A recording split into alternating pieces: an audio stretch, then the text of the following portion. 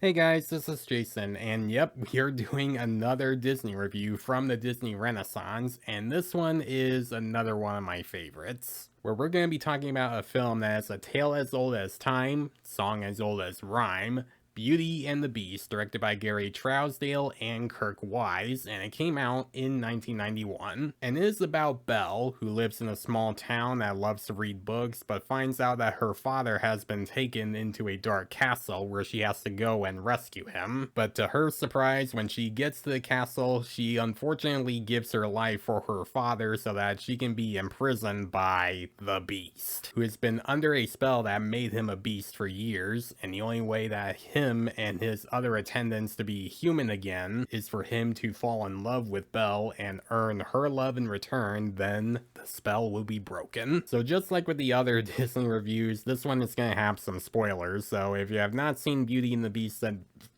what are you doing? Go watch Beauty and the Beast. It's an amazing Disney film. Go watch it and then come back to this review. But I doubt there really aren't that many people that haven't seen the film, and I'm sure a lot of you have, so if you have, then you're good to watch this review. After the success of The Little Mermaid, they made Beauty and the Beast and released it in 1991, and it's loosely based off of the French fairy tale of the same name. And of course, it's not accurate, and even some of the best Disney films that we can think of are not accurate to the original source materials that they're based on. I mean, look at The Little Mermaid. It's not like the original source material at all, but it's still a great movie. Or look at Mulan. It's not faithful to the original story either, but that one is also a great movie. Or The Jungle Book. That one's not faithful to the original source material, but that is still a pretty fun movie. And of course, this became a massive hit where people would love to sing the songs a lot, and even to this day, people would still love quoting the film, singing the songs from the film,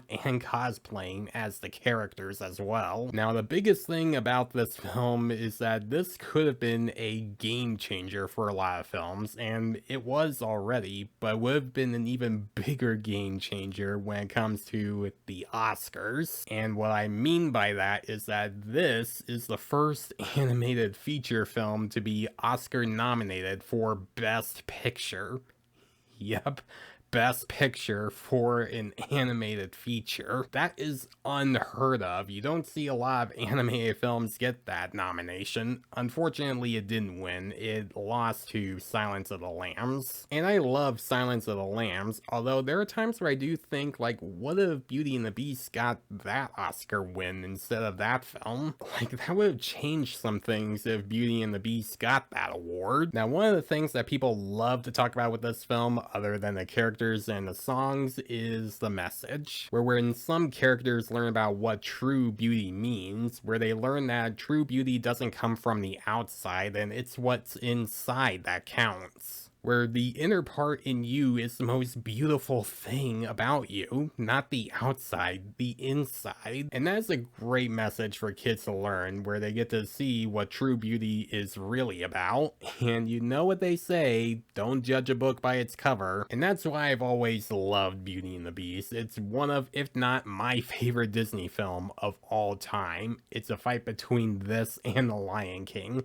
until the end of the days. Let's now talk about the characters, starting with Belle, who is someone that lives in a small town that loves reading books and dreams about going on an adventure and doing something different, where everyone around her thinks that she's odd for having those dreams and just reading books. And she would even help her father in a bad situation, like trying to get him out of the cell that he got himself trapped in. And she would unfortunately have to give up her life so that he can get out of there and live. And when she gets to that castle, she starts out terrified for a while, seeing some things that she's not used to seeing around her, like seeing creepy statues when she goes down a hallway. But as she starts to learn more and feels comfortable being in the castle, she starts to see a lot more of the good stuff around her, like when she starts to learn more about the attendants and servants that live in the castle, like Lumiere, Cogsworth, Mrs. Potts, and her son, Chip, both voiced by Jerry Orbach, David Ogden Stiers, and Mrs. Potts. Rest in peace to all three of them.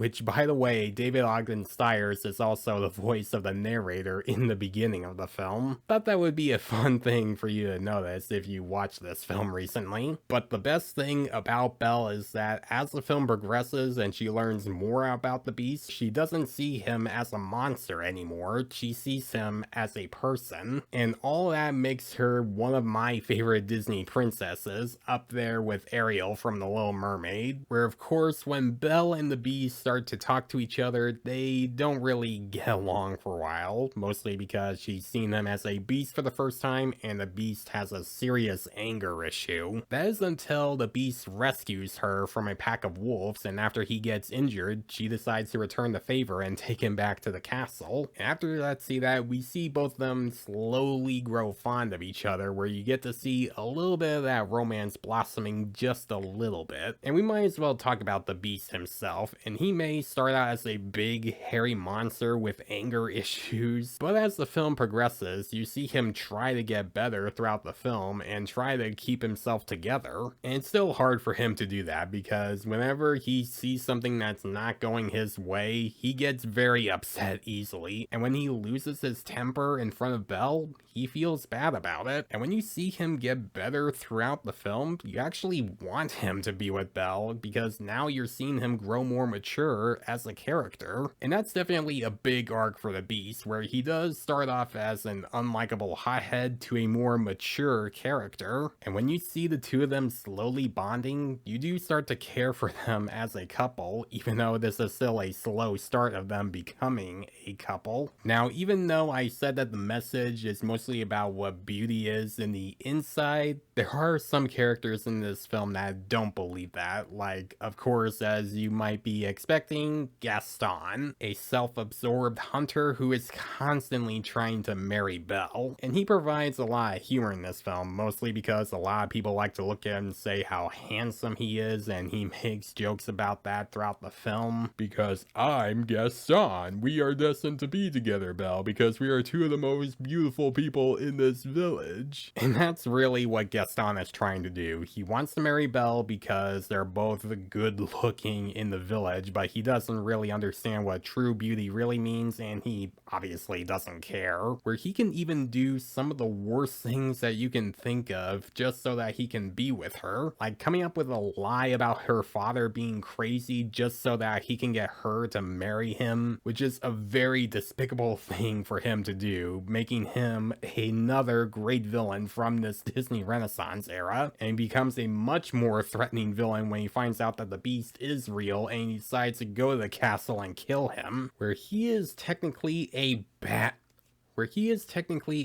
bad version of the Beast, where when you look at the Beast, yeah, he can be a hothead, but he also has a heart of gold. Where you look at Gaston, yeah, a lot of people say that he's handsome, but he doesn't have a heart of gold at all. He doesn't really care. Now let's talk about the animation. To this day, the animation in this film is still top notch, making the character designs natural with how they move or emote, and with some incredible backgrounds as well. And you would also see like small details in the animation that they would put in, like some reflections of characters when they would be walking past a window. And then we also use shadows for some of the dark moments that would happen, like when Belle goes into the West Wing. And another big highlight with the animation is with the Beast, where you get to see how he moves around and how he emotes as well, where there'll be times where you understand what he's saying just from his face. And this movie is proof that you don't always need dialogue to understand what a character is thinking. You can still use emotions on their facial expressions. And they would also use some CG animation for some of the backgrounds, like of course the iconic ballroom dance scene. And gratefully, the CG animation is hardly noticeable, where it blends very well with the hand-drawn animation,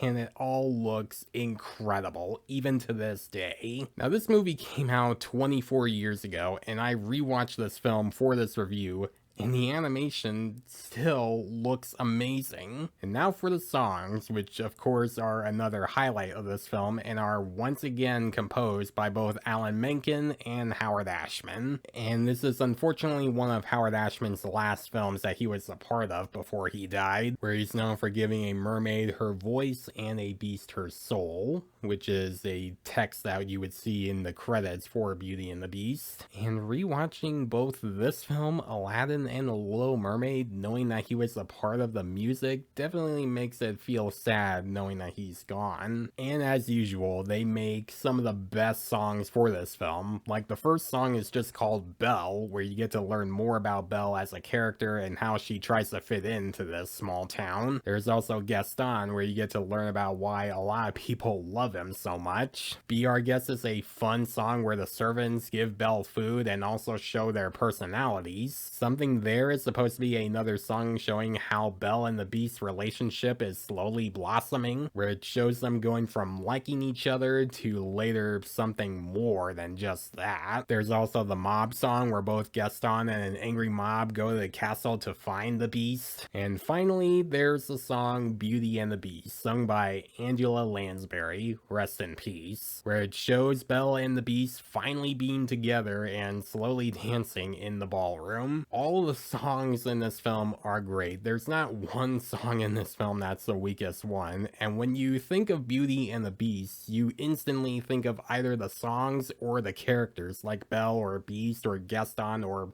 Lumiere, Cogsworth, Mrs. Potts. Guys, Beauty and the Beast is a beautiful film, no pun intended, and we all knew that. Beauty and the Beast is an amazing film. What else do I have to say about it that hasn't been said? Like, the characters are great, the animation is great, the songs are fantastic, and it has a great message about what beauty really is that's not really on the outside, and it's just what inside that counts. And to this day, this movie is still my second favorite Disney film, where it's a little bit below The Lion King. Beauty and the Beast absolutely deserves an A+.